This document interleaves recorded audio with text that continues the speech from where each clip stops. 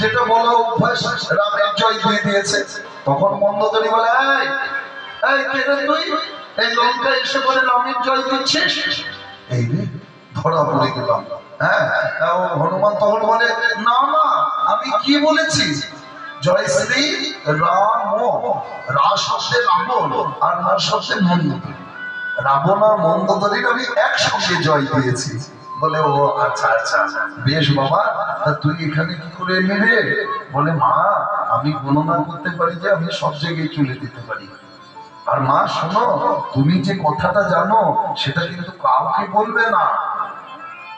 হনুমান নিজেই কিছু জানে না, আর বলছে তুমি যেটা জানো সেটা কাউকে বলবে না, আমি কিন্তু জানি।